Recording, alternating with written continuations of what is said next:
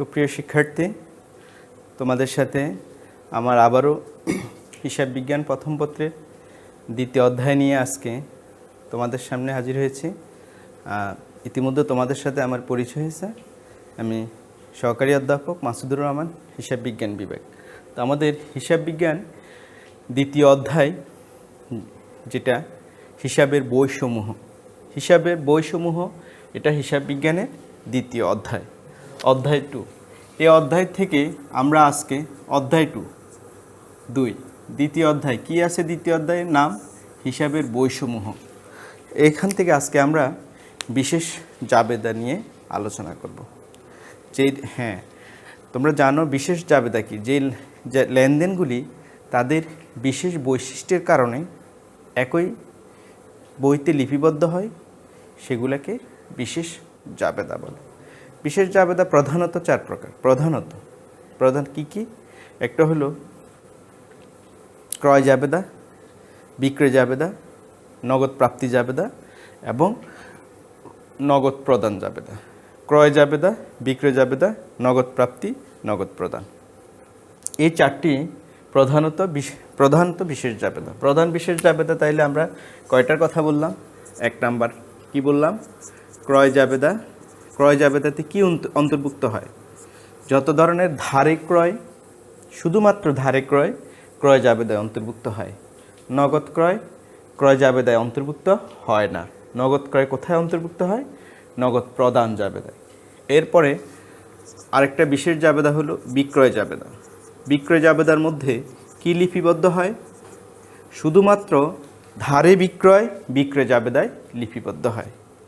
নগদ বিক্রয়, বিক্রয় জাবেদায় লিপিবদ্ধ হয় না। শুধু ধারে বিক্রয়, বিক্রয় জাবেদায় লিপিবদ্ধ হবে। এরপরে আছে 3 নাম্বার আমাদের নগদ প্রাপ্তি জাবেদা। যত নগদ প্রাপ্তি আছে, সেই প্রাপ্তিগুলো থেকে নগদ প্রাপ্তি জাবেদা হয়। যেই কোনো নগদ প্রাপ্তি ঘটতে হবে। এরপরে আছে 4 নাম্বার নগদ প্রদান জাবেদা। নগদ প্রদান জাবেদা, এই জাবেদাগুলো ছাড়াও আরও যে জাবেদাগুলো আছে, ক্রয় ফেরত, বিক্রয় ফেরত, ওগুলি এখন খুব বেশি ব্যবহৃত নয়। আমাদের এই প্রধান 4টা জাবেদা জানলে হবে বিশেষ জাবেদা। ক্রয় জাবেদা, ক্রয় জাবেদায় কি লিপিবদ্ধ হয়? ধারে ক্রয়, বিক্রয় জাবেদায় ধারে বিক্রয়, নগদ প্রাপ্তি জাবেদায় যত প্রকার নগদ প্রাপ্তি রয়েছে সব নগদ জাবেদায় অন্তর্ভুক্ত হয়। এছাড়া নগদ প্রদান জাবেদা। নগদ প্রদান জাবেদায় কি লিপিবদ্ধ হয়? যত রকমের নগদ প্রদান হয় সেগুলি নগদ প্রদান জাবেদায় লিপিবদ্ধ হয়। এখন আজকে আমি এখানে একটা লেনদেন আগে থেকেই লিখে রেখেছি। আমি একটু লেনদেনগুলো তোমাদেরকে পড়ে শোনাচ্ছি। 2019 সালের জুন মাসে জনাব রহমানের ব্যাংক সংক্রান্ত লেনদেনগুলি, ব্যাংক সংক্রান্ত বলতে এটি আসলে নগদ ও ব্যাংক সংক্রান্ত দুইটা বললে।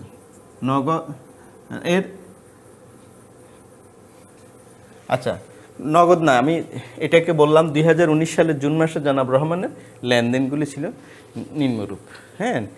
কি বলতে পারি এখানে? যখন মুছে ফেলেছি, নির্বাচিত লেনদেন। আরও অনেক লেনদেন ছিল যা আমরা এখানে দেখাইনি।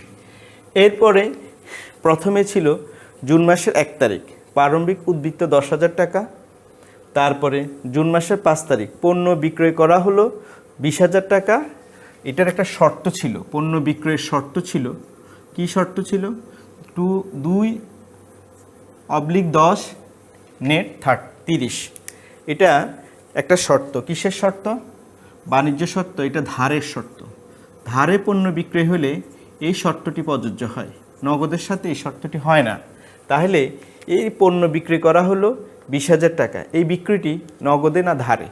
এটা অবশ্যই আমরা যখন এই শর্তটা দেখব তখন আমরা ধরে নিব যে এটি ধারে বিক্রয়, কারণ নগদ বিক্রয়ের সাথে এই শর্তের কোনো সম্পর্ক নাই। তোমরা জানো এই শর্তটার পূর্ণরূপ কি হয়?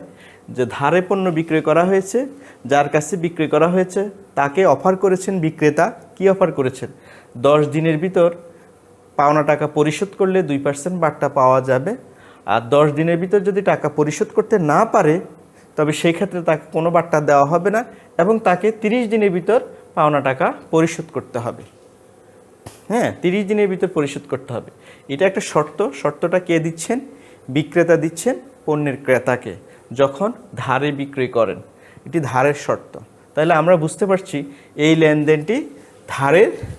লেনদেনটি ধারে সংগঠিত হয়েছে। এরপরে আছে জুন মাসের 8 তারিখ, নগদ বিক্রয় 8,000 টাকা। তারপরে জুনের 14 তারিখ দেনাদার থেকে আদায়। এখন দেনাদার থেকে আদায় যদি আমাকে প্রশ্ন করা হয় এখানে টাকা কোথায়, এই লেনদেনের, এটা একটা ধারাবাহিক লেনদেন। 5 তারিখের লেনদেনের সাথে এই লেনদেনের একটা সম্পর্ক রয়েছে।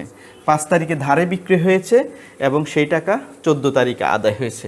তাইলে আমাদের এখানে একটা কথা ছিল যে 10 দিনের ভিতর টাকা পরিশোধ করলে বাট্টা পাওয়া যাবে। দেখো 10 দিনের ভিতর হয় কি না। 5-এর সাথে যদি আরও 10 দিন যুক্ত করা হয়, 5-এ 10-এ 15, তার মানে 14 তারিখের মধ্যে যদি দেনাদার থেকে টাকা পাওয়া যায় তাহলে দেনাদারকে বাট্টা প্রদান করা হবে, বাট্টা পাবেন। হ্যাঁ, এবং কত টাকা আদায় হবেন, টাকার পরিমাণটা হবে এই 20,000 টাকা থেকে 2% বাট্টা বাদ দিয়ে বাকি টাকাটা এখানে আদায় হবেন। কাজে তোমরা বলবে না যে 14 তারিখে লেনদেনের সাথে টাকার অঙ্ক কেন দেওয়া হয়নি। এটার সাথে 5 তারিখের সম্পর্ক রয়েছে। এরপরে আসো জুন মাসের 20 তারিখ অতিরিক্ত মূলধন আনয়ন করছেন 30,000 টাকা। আর তারপরে জুনের 25 তারিখ ব্যাংকে জমা দেওয়া হলো 5,000 টাকা। তোমরা জানো ব্যাংকে টাকা জমা দেওয়া এটি একটি কন্ট্রা এন্ট্রি। তাহলে এটার জাবেদা কি হয়? ব্যাংক হিসাব ডেবিট, নগদান হিসাব ক্রেডিট। আমি একটু পরে আসছি। হ্যাঁ, এই বিষয়ে আরও কথা আছে যেটা একটু পরে আসছি। জুন মাসের 30 তারিখ ঘর ভাড়া প্রদান করা হলো 2,000 টাকা। এই আমার করণীয় হলে এই 4টি প্রধান বিশেষ জাবেদার মধ্যে এখানে আমার করণীয় হলো কি? আমার করণীয় হলো নগদ প্রাপ্তি জাবেদায়। তাহলে নগদ প্রাপ্তি জাবেদায় কি লিপিবদ্ধ হয়ে থাকে? যত রকমের নগদ প্রাপ্তি জাবেদায় লিপিবদ্ধ হয়ে থাকে ক্যাশ রিসিপ্ট জার্নালে। এখন আমরা বলবো যে আমাদের কাছে একটা নগদান বই রয়েছে, যে নগদান বইয়ের বাম পাশে সমস্ত নগদ প্রাপ্তি এবং ডান পাশে সমস্ত নগদ প্রদান দেখানো হয়। এরকম একটা চমৎকার নগদান বই থাকা সত্ত্বেও কেন আমরা নগদ প্রাপ্তি জাবেদা করব? কি তার প্রয়োজন? এর প্রয়োজন হলো আমরা যখন নগদান বইতে ডেবিট পাশে নগদ প্রাপ্তি দেখাই, সেখানে কিন্তু টাকা পাচ্ছি সেটা দেখানো হচ্ছে, কিন্তু খাতভিত্তিক দেখানো হচ্ছে না। এই টাকাটা কোন খাত থেকে আসছে, এই টাকাটা কোন খাত থেকে আসছে, এইভাবে দেখানো হচ্ছে না। নগদ প্রাপ্তি জাবেদায় আমার নগদের প্রাপ্তিগুলি খাতভিত্তিক প্রদর্শন করা হবে। হ্যাঁ, যে আমি ধারে বিক্রয় থেকে এত টাকা দেনাদার থেকে পাইলাম, এত টাকা আমি আজকে নগদ বিক্রি করেই পাইলাম, এত টাকা বিবিধ খাত থেকে পাইলাম। এইভাবে খাতভিত্তিক প্রদর্শন করা হয় নগদ প্রাপ্তি জাবেদায়, যেখানে যা নগদান বইতে নগদ প্রাপ্তিগুলিকে উৎসভিত্তিক দেখানো হয় না। এই জন্যই আমাদের নগদান বই থাকা সত্ত্বেও একটা নগদ প্রাপ্তি জাবেদা করতে হয়। নগদ প্রাপ্তি জাবেদা আমরা করে থাকি নগদান বই থাকা সত্ত্বেও। এখন কি কলাম হবে নগদ প্রাপ্তি জাবেদায়, কিসের জন্য কলাম হবে, কয়টা কলাম হবে, কি হবে, এটা নিয়ে আমরা একটু আলোচনা করি। অনেকে তোমরা বই দেখে মুখস্থ করে ফেলছো যে নগদ প্রাপ্তি জাবেদায় এতটা কলাম ডেবিট হচ্ছে, এতটা কলাম ক্রেডিট হচ্ছে। না, এরকম করে মনে রাখার কোনো বিষয় নেই। তোমরা শুধু মনে রাখবে যে নগদ প্রাপ্তি, নগদের উৎস, নগদ প্রাপ্তির উৎস 3টি, এটা মনে রাখতে হবে। নগদ প্রাপ্তির উৎস কি কি উৎস রয়েছে নগদ প্রাপ্তির জন্য? 1 নম্বর হলো নগদ বিক্রয়, নগদ প্রাপ্তির প্রধান উৎস নগদ বিক্রয়। দ্বিতীয় উৎস হলো দেনাদার থেকে প্রাপ্তি নগদ বিক্রয়ের উৎস। আর তৃতীয় উৎস হলো অন্য উৎস। মূলত এই 3টি হলো নগদ প্রাপ্তির উৎস, এবং এই 3টিকে যদি আমরা জাবেদা দিই তাহলে আমাদের কি কি হিসাব ডেবিট ক্রেডিট হয় একটু তোমরা দেখো। ডেবিট কি হচ্ছে, ক্রেডিট কি হচ্ছে, আমরা এগুলিকে যদি জাবেদা দাখিলা করি। নগদ বিক্রয় কি জাবেদা হয় জানো সবাই? নগদ বিক্রয়ের জাবেদা হচ্ছে নগদান হিসাব ডেবিট, বিক্রয় হিসাব ক্রেডিট। এটি নগদ বিক্রয়ের জাবেদা, বিক্রয় হিসাব। দেনাদার থেকে যখন টাকা পাই, বাট্টা না থাকলে কি জাবেদা হয়? নগদান ডেবিট, দেনাদার ক্রেডিট। আর যদি বাট্টা থেকে থাকে, দেনাদার থেকে টাকা পাওয়ার সময়, তখন জাবেদা হয় নগদান হিসাব ডেবিট, প্রদত্ত বাট্টা ডেবিট এবং ক্রেডিটকে দেনাদার হিসাব ক্রেডিট। আর যদি অন্য উৎস থেকে টাকা পাই, অন্য অন্য উৎস থেকে যদি টাকা পাওয়া যায়, জাবেদা হবে নগদান হিসাব ডেবিট আগে থেকে আছে এবং অন্য অন্য উৎস ক্রেডিট, অন্য অন্য উৎস ক্রেডিট। তাহলে তোমরা দেখতে পাচ্ছ একটা নগদ প্রাপ্তি জাবেদায় মূলত 5 কলাম হবে। 5 কলাম। ডেবিট কয়টা কলাম হবে? 2টা কলাম। নগদান এবং প্রদত্ত বার্তা ডেবিট হবে, ক্রেডিট হবে বিক্রয়, দেনাদার এবং অন্য অন্য, এই 3টে জিনিস ক্রেডিট হবে। হ্যাঁ, তাহলে তোমাদের নগদ প্রাপ্তি জাবেদা 5 কলাম বিশিষ্ট, এটাকে 5 ঘোড়া নগদ প্রাপ্তি জাবেদাও বলে। তোমরা কখনোই মুখস্থ করবে না যে ডেবিট হলো 2টা, নগদান আর প্রদত্ত বার্তা ডেবিট, বিক্রয়, দেনাদার, অন্য অন্য ক্রেডিট, এইরকম মুখস্থতে যাওয়ার দরকার নেই। বরঞ্চ এটার সঠিক উপায় হলো তোমরা নগদ প্রাপ্তির উৎসগুলি বিবেচনা করো। নগদ প্রাপ্তির উৎস, নগদ টাকা প্রাপ্তির প্রধানত উৎস 3টি, একটি নগদ বিক্রয়, আরেকটি দেনাদার থেকে, আরেকটি অন্য অন্য প্রাপ্তি। এই 3টি উৎস থেকে টাকা পেলে জাবেদা করলে যেটা নগদ বিক্রয়ের জাবেদা, নগদান ডেবিট, বিক্রয় ক্রেডিট। দেনাদার থেকে পেলে নগদান ডেবিট, প্রদত্ত বার্তা ডেবিট, দেনাদার ক্রেডিট। এবং অন্য অন্য উৎস থেকে টাকা পেলে নগদান ডেবিট এবং অন্য অন্য উৎস ক্রেডিট। তাহলে আমার একটি নগদ প্রাপ্তি জাবেদায় কয় ঘোড়া বিশিষ্ট হয়ে থাকবে? নগদ প্রাপ্তি জাবেদায় 5 কলাম বিশিষ্ট হয়ে থাকে। এই জন্য এটার নামই হলো 5 কলাম নগদ প্রাপ্তি জাবেদা। অর্থাৎ টাকার জন্য 5টি কলাম থাকবে, 2টি কলাম ডেবিট হবে এবং 3টি কলাম ক্রেডিট হবে। তা আমি তোমাদের এই প্রশ্নটি না মুছে আমি নিচে একটি নগদ প্রাপ্তি জাবেদার ছক এঁকে দেখাচ্ছি তোমাদেরকে কিভাবে। আমরা তো বের করলাম কি কি জিনিস আমাদের ডেবিট হবে, কি কি জিনিস আমাদের ক্রেডিট হবে। হ্যাঁ, তো আমরা একটা নগদ প্রাপ্তি জাবেদার ছক এঁকে দেখাচ্ছি।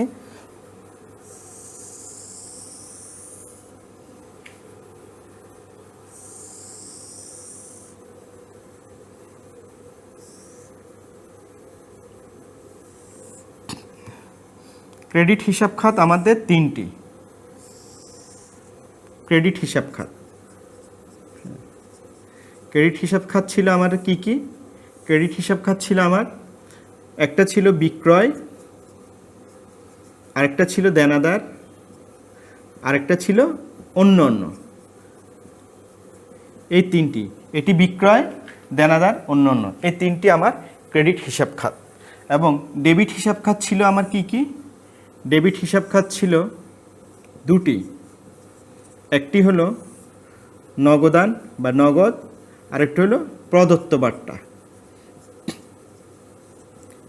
বার্তা। এই 2টি ডেবিট, এই জন্য এটাকে 5 ঘোড়া নগদ প্রাপ্তি জাবেদা বলে। 1 2 3 4 5, এই টাকার 5টি ঘর থাকবে, 5 ঘোড়া, এটা নগদ প্রাপ্তি জাবেদা। নগদ প্রাপ্তি জাবেদা, ক্যাশ রিসিভ জার্নাল প্রাপ্তি জাবেদা। এরপরে এখানে যে সহকারী ঘরগুলি, অন্য অন্য ঘরগুলি যেগুলি দরকার হয় সেটা আমরা এখানে দিচ্ছি একটা, হ্যাঁ, রেফারেন্স রাখলাম একটা। হ্যাঁ, এখানে অনেক সময় চেক নাম্বার থাকে, অনেক সময় শর্ত থাকে, ইনভয়েস নাম্বার থাকে, আমরা দিলাম একটা। এখানে শর্ত আছে, শর্তের জন্য দিই, রেফারেন্স দিলাম একটা। আর তারপরে আমাদের মূলত যে জিনিসটা আমার সবচেয়ে লাগবেই সেটা হলো আমরা যখন দেনাদার থেকে পাই তখন দেনাদার হিসাব ডেবিট হয় না ক্রেডিট হয়? নগদান হিসাব ডেবিট, দেনাদার হিসাব ক্রেডিটেড। হিসাব ক্রেডিটেড, এখানে হিসাব ক্রেডিটেড এই ঘরটা অবশ্যই দিতে হবে, হিসাব ক্রেডিটেড। আর একেবারে কম প্রয়োজনীয় একটা ঘর বিবরণ, না দিলেও চলবে।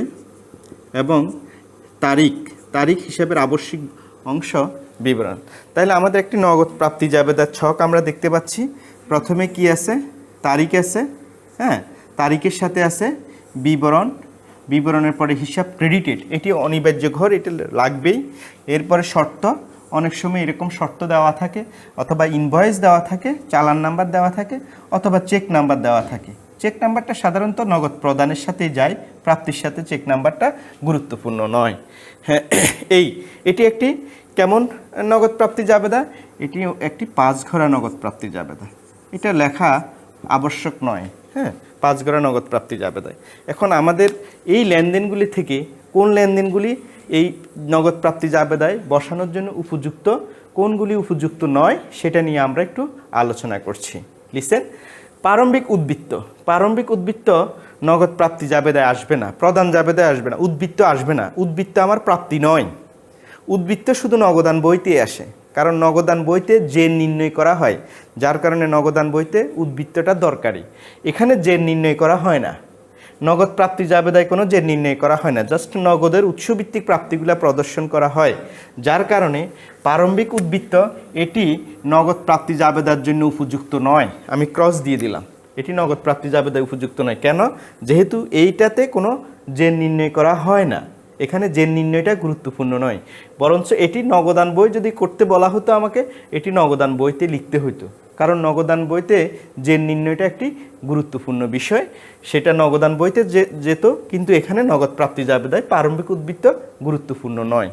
এরপরে আসো 2, পণ্য বিক্রয় করা হলো 20,000 টাকা, শর্ত দেওয়া আছে, এটি অবশ্যই ধারে, কারণ এই শর্তটা শুধুমাত্র ধারের ক্ষেত্রেই প্রযোজ্য হয়ে থাকে। তো আমরা এই ধারে পণ্য বিক্রি করা হলো, এটা আমার এই নগদ প্রাপ্তি জাবেদা আসবে না, কারণ ধারে ঘটছে, যেখানে নগদের কোনো প্রাপ্তি ঘটে নাই, তাহলে এই লেনদেনটাও আমার আসতেছে না। এরপরে আসতেছে কি, জুনের 8 তারিখে নগদ বিক্রি 8,000 টাকা, হ্যাঁ, এটা আমার আসবে 8,000 টাকা আসবে। তাহলে আমরা এখানে প্রথমে লিখলাম জুনের 8 তারিখ, কি দিয়ে লিখবো এটা, হ্যাঁ, নগদ বিক্রয়, বিবরণের ঘরে লিখলাম আমি নগদ বিক্রয়, হিসাব ক্রেডিটেড ঘরটা প্রয়োজনীয় না, শুধুমাত্র দেনাদারের নামের জন্য হিসাব ক্রেডিটেড ঘরটি প্রয়োজন, কারণ আমি যখন টাকা পাবো সেটা কোন দেনাদার থেকে পেয়েছি স্পেসিফিক দেনাদারের নাম বলবো। দেনাদার তো অনেকগুলি লোকের সমষ্টি বা অনেকগুলি প্রতিষ্ঠানের সমষ্টি, সেখানে আমরা দেনাদারের নামটা লেখার জন্য হিসাব ক্রেডিটেড ঘরটা ব্যবহার করব। শর্ত এখানে নাই, হ্যাঁ, রেফারেন্সও দরকার নাই, এখানে নগদ প্রাপ্তি ছিল, নগদ বিক্রয় ছিল 8,000 টাকা, নগদান হিসাব ডেবিট 8,000, বিক্রয় হিসাব ক্রেডিট 8,000, তাইলে আমার এই লেনদেনটা নগদান বইতে এসেছে জুনের 8 তারিখ। এরপরে আসো জুনের 14 তারিখ, জুনের 14 তারিখ দেনাদার থেকে আদায়। আমি আবার রিপিট করছি, এখানে তুমি ভাইবো না যে এই লেনদেনের সাথে টাকার অঙ্ক নাই, না, টাকার অঙ্ক নাই যে নয়, এটি একটি ধারাবাহিক লেনদেন যার সাথে 5 তারিখের লেনদেনের সম্পর্ক বিরাজমান। 5 তারিখে আমি ধারে বিক্রয়ের ফলে দেনাদার সৃষ্টি হয়েছে, সেই দেনাদারের পরিমাণ ছিল 20,000 টাকা, এবং তাকে প্রস্তাব করা হয়েছে যদি 10 দিনের ভিতর টাকাটা পরিশোধ করে তাহলে সে 2% বাট্টা পাবে। তাহলে আমার এখানে দেনাদার থেকে আদায় এই টাকাটা কত হবে, দেনাদার ছিল আমার 20,000 টাকা, সে যথাসময়ে টাকা পরিশোধ করছে, 5-এর সাথে 10 যুক্ত হলে 15 তারিখ, কিন্তু সে 14 তারিখের মধ্যে টাকা দিচ্ছেন, তাহলে সে বাট্টাটা পাবে 20,000 টাকার উপরে যদি 2% হিসাব করি, 2% আসবে 400 টাকা, হ্যাঁ, 400 টাকা আসবে, 400 টাকা বাদ গেলে 19,600 টাকা দেনাদার থেকে আমরা পেলাম। এখানে লিখব দেনাদার থেকে প্রাপ্তি, হ্যাঁ, দেনাদার থেকে, এখানে যদি আমরা একটা কাজ করি পণ্য বিক্রয় করা হলো, একটা নাম দিই, নামটা দিলে এখানে ঘরটা ভালো হচ্ছে, পণ্য বিক্রয় করা হলো, এখানে নামটা দিচ্ছি, কার কাছে দিব, শিমুলের কাছে, দেনাদারকে স্পেসিফাইড করার জন্য আমি এখানে নামটা যুক্ত করলাম, শিমুলের কাছে পণ্য বিক্রয় করা হলো। তাহলে আমার এখানে আসবে এই 14 তারিখে আসবে দেনাদার থেকে প্রাপ্তি, দেনাদার থেকে আদায়, হ্যাঁ, এই ঘরটা বসানোর জন্য এখানে আসবে শিমুল স্পেসিফিক, কারণ অনেকগুলি দেনাদার থাকে, তার মধ্যে আমি কোন দেনাদার থেকে টাকা পেয়েছি সেটা স্পেসিফাই করার জন্য, হ্যাঁ, এখানে শিমুল শব্দটা যুক্ত করছি, নতুবা আমি এখানে ঘরটায় লিখতে পারছি না। আচ্ছা, তাহলে শিমুল শর্ত ছিল, শর্তটা এখানে উল্লেখ করি, 2/10 নেট 30, এই শর্তর ব্যাখ্যা সবাই নিশ্চয়ই জানো, 10 দিনের ভিতর টাকা পরিশোধ করলে 2% বাট্টা, এবং না পারলে বাট্টা পাবে না, তবে 30 দিনের ভিতর টাকা পরিশোধ করতেই হবে। তাহলে কত টাকা নগদ পাওয়া গেছে, 19,600 টাকা, নগদান হিসাব ডেবিট 19,600, বাট্টার ঘরে 400 এবং দেনাদার ঘরে 20,000 টাকা বসবে এই লেনদেনটি। এরপরে আছে, তাহলে এই লেনদেনটি নগদ প্রাপ্তি জাবেদার জন্য একটি উপযুক্ত লেনদেন, এটি নগদ প্রাপ্তি জাবেদায় আসবে। হ্যাঁ, এরপরে আসো অতিরিক্ত মূলধন আনয়ন করছে, অতিরিক্ত মূলধন আনয়ন করছে, এটা জাবেদায় কী হবে, জাবেদা হবে নগদান হিসাব ডেবিট, অতিরিক্ত মূলধন বা মূলধন হিসাব ক্রেডিট, মূলধন ক্রেডিট। এখন আমার এখানে নগদ প্রাপ্তি ঘটেছে, কারণ মালিক কারবারে অতিরিক্ত টাকা এনেছে, নগদ টাকা বৃদ্ধি হয়েছে, নগদ প্রাপ্তি ঘটেছে, কাজে এই লেনদেনটি নগদান বইতে নগদ প্রাপ্তি জাবেদার জন্য উপযুক্ত, এটি আসবে। আমরা জুনের 20 তারিখ আমরা লিখছি অতিরিক্ত মূলধন আনয়ন করলো 30,000 টাকা। এখানে লিখছি আমরা বিবরণটা যা আছে প্রশ্নে, অতিরিক্ত মূলধন অতিরিক্ত মূলধন আনয়ন লিখলাম এখানে। হ্যাঁ, এখানে কিছু হবে না, এখানেও হবে না। কত টাকা এনেছে? 30,000 টাকা। এটা নগদান হিসাব ডেবিট, অতিরিক্ত মূলধন ক্রেডিট। যেহেতু ক্রেডিটের ঘরে অতিরিক্ত মূলধন বলতে কিছুই নেই, এটা আমাদের কোথায় যাবে? অন্যর ঘরে যাবে। যার জন্য আমার কলাম করি নেই, সেটা কোথায় বসাবো? অন্যর ঘরে বসাবো। নট অনলি অতিরিক্ত মূলধন, যে কোনো প্রাপ্তি যার জন্য এখানে কলাম নাই ক্রেডিটে, সেটা আমরা অন্যর ঘরে অন্য প্রাপ্তি হিসেবে দেখাবো। এরপরে আসো জুন মাসের 25 তারিখ। জুন মাসের 25 তারিখ এটা ব্যাংকে জমা দেওয়া হলো 5,000 টাকা। এটি নগদান বইয়ের জন্য অত্যন্ত গুরুত্বপূর্ণ এন্ট্রি, কন্ট্রা এন্ট্রি। কারণ ব্যাংকে টাকা বাড়বে, নগদ টাকা কমবে। কিন্তু নগদ প্রাপ্তি জাবেদার মধ্যে নগদ টাকা এবং ব্যাংকের টাকা পৃথক করে দেখানো হয় না। নগদ প্রাপ্তির মধ্যে যাহা নগদ যেখানে রাখা হয়, ব্যাংকের টাকাটাও সেখানে রাখা হয়। এখানে নগদ এবং ব্যাংকের টাকা আলাদা নয়, যার কারণে কন্ট্রা এন্ট্রি নগদ প্রাপ্তি জাবেদার জন্য উপযুক্ত নয়। এটি নগদান বইতে আসে কিন্তু নগদ প্রাপ্তি জাবেদায় আসে না। যেই কোনো ধরনের কন্ট্রা এন্ট্রি নগদান বইতে গুরুত্বের সহিত ডেবিট এবং ক্রেডিট উভয় পাশে বসে, কিন্তু নগদ প্রাপ্তি জাবেদায় কন্ট্রা এন্ট্রি আসে না। কেন আসে না? কারণ আমরা যখন নগদান বইতে লিপিবদ্ধ করি তখন নগদ টাকার জন্য এবং ব্যাংকের টাকার জন্য দুটি পৃথক পৃথক কলাম করি। এটা নগদ টাকার কলাম, এটা ব্যাংকের টাকার কলাম। কারণ আমার সাথে ব্যাংকের সাথে আমার কত টাকা ব্যালেন্স আছে সেটা দেখানোর প্রশ্ন আছে, নগদে কত আছে সেটা বের করার প্রশ্ন আসে। কিন্তু নগদ প্রাপ্তি জাবেদায় নগদ টাকা এবং ব্যাংকের টাকা পৃথকভাবে হিসাব করা হয় না, ফলে এখানে কন্ট্রা এন্ট্রি কোনো গুরুত্ব বহন করে না। সেজন্য কন্ট্রা এন্ট্রি নগদ প্রদান জাবেদার জন্য উপযুক্ত লেনদেন নয়। সেটি নগদান বইতে কন্ট্রা এন্ট্রি হিসাবভুক্ত হয় কিন্তু নগদ প্রাপ্তি জাবেদায় হিসাবভুক্ত হয় না। এরপরে আসো আমাদের 30শে জুন তারিখে ঘর ভাড়া প্রদান করা হলো 2,000 টাকায়। ঘর ভাড়া প্রদান করলে জাবেদায় কি হচ্ছে? ঘর ভাড়া হিসাব ডেবিট, নগদান হিসাব ক্রেডিট। এখন এটা তো নগদ লেনদেন, এটা কি এখানে নগদ প্রাপ্তি জাবেদায় আসবে? এর উত্তর হলো আসবে না, কারণ এটি প্রাপ্তি নয়, এটি প্রদান। বিভ্রান্ত করার জন্য, যদিও লেনদেনটি নগদে সংগঠিত, এটি বিভ্রান্তি সৃষ্টি করার জন্যই এখানে দেওয়া হয়েছে। কারণ আমি করতেছি নগদ প্রাপ্তি জাবেদায়, এটা কিন্তু প্রাপ্তি নয়, এটা প্রদান। ফলে এই লেনদেনটিও নগদ প্রাপ্তি জাবেদার জন্য উপযুক্ত নয়। হ্যাঁ, তাহলে আমাদের দেখো, আমাদের এই যে এখানে 1 2 3 4 5 6 7 7টি লেনদেন আমি এখানে বোর্ডে লিখেছি নগদ প্রাপ্তি জাবেদা করার জন্য। এই 7টি লেনদেনের মধ্যে দেখা গেছে 4টি লেনদেনই যেগুলি নগদ প্রাপ্তি জাবেদার জন্য উপযুক্ত লেনদেন নয়, নগদ প্রাপ্তি জাবেদায় আসে না। তো বাকি 3টি এসেছে, আর কোনো লেনদেন নাই। আমরা এখন যেটা করব সেটা হলো আমরা এগুলার জন্য যোগ করে ফেলি। 50 58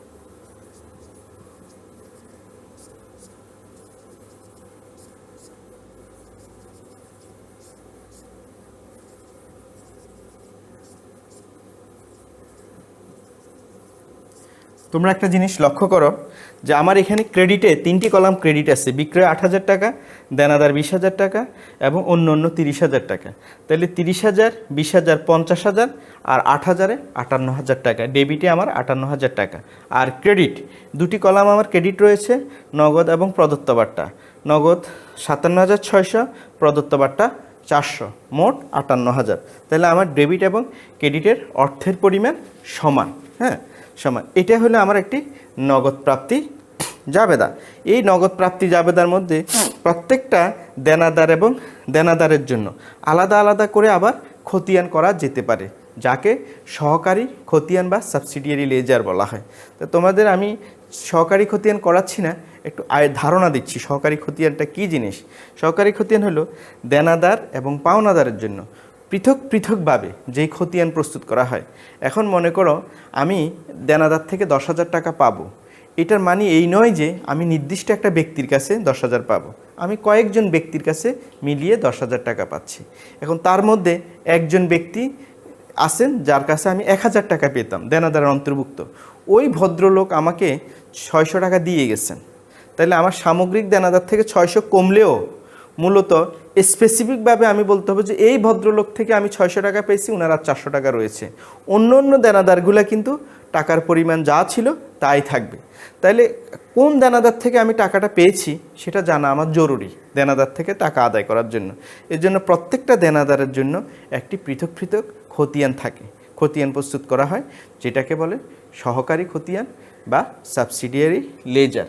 তা আমি আবার তোমাকে একটু এখানে দেখো, আমি তোমাদেরকে বিশেষ জাবেদা সম্পর্কে পাঠদান করছি। আমি প্রথম বললাম যে বিশেষ জাবেদা জিনিসটা কি। বিশেষ জাবেদা জিনিসটা কি, যে সমস্ত লেনদেনগুলি তার সমরূপ বৈশিষ্ট্যের কারণে একটি বিশেষ বইতে লিপিবদ্ধ করা হয় সেগুলিকে বলে বিশেষ জাবেদা।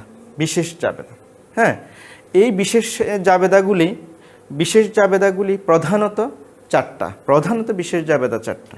এছাড়াও রয়েছে সেই প্রধান চারটা জাবেদার মধ্যে ছিল ক্রয় জাবেদা, বিক্রয় জাবেদা, ছিল নগদ প্রাপ্তি জাবেদা এবং নগদ প্রদান জাবেদা।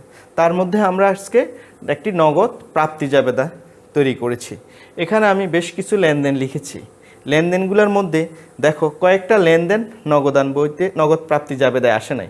এই লেনদেনগুলো কিন্তু নগদান বই প্রস্তুত করতে বললে কিন্তু এই লেনদেনটি নগদান বইতে আসতো, এটি ধারে ছিল, আসতো না। এটি নগদান বইতে অত্যন্ত গুরুত্ব সহকারে আসতো, এটা আসতো। তার মানে এই চারটা নগদ প্রাপ্তি জাবেদায় আসে নাই, এর মধ্যে তিনটেই ছিল যেগুলা নগদান বইতে আসতো। এইটা নগদান বইতেও আসতো না, বাকিগুলা কিন্তু নগদান বইতেও আসতো। তাহলে নগদ প্রাপ্তি জাবেদায় কোন ধরনের লেনদেনগুলি আসে না যেগুলি নগদান বইতে আসে, এই ব্যাপারে তোমরা গুরুত্বপূর্ণ নোট রাখতে পারো। সেটা হলো প্রথমত প্রারম্ভিক উদ্বৃত্ত।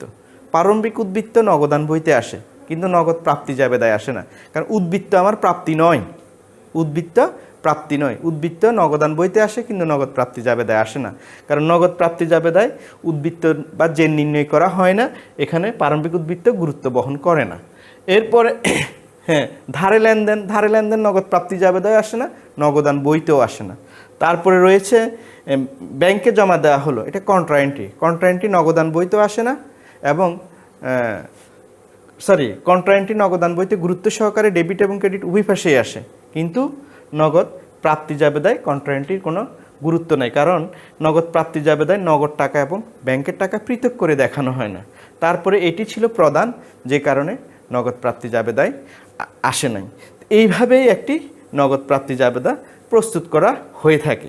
আমি তোমাদেরকে দেখিয়েছিলাম এখানে দুটি কলাম ডেবিট, কিভাবে ডেবিট এসেছে মুখস্থ করতে বলিনি, কিভাবে বের করতে হয় সে পদ্ধতিটা শিখিয়েছি।